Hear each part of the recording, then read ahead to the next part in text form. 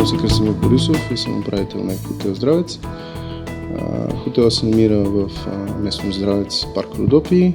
Производители сме на млечни продукти, производители сме на сирене, на кашкавал, на масло, на кисело мляко, на извара. Добиваме ги от собствена ферма и ги предлагаме в ресторанта към хотела. Казвам се Иван Костов, майстор сиренар.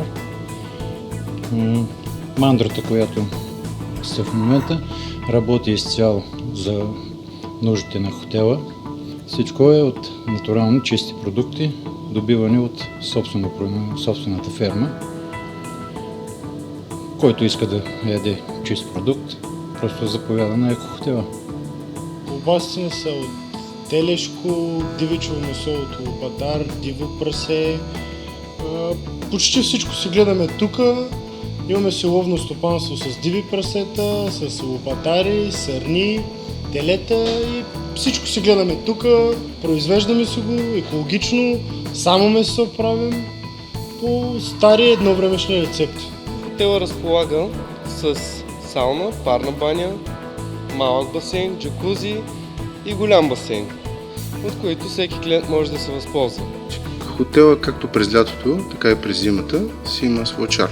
Лятото имаме доста външни атракции, като футболно игрище, като лъжена градина, като мини-голф. За най-малките имаме велосипеди, детски колички. Така и през зимата имаме ски писта към хотела с ски гардероб и организираме бели училища. През лятото разполагаме и с конна база. Предлагаме походи в планината с водач от наша страна. Разполагаме с две конферентни зали. Едната конферентна зала е с капацитет 150 места, другата е с 45.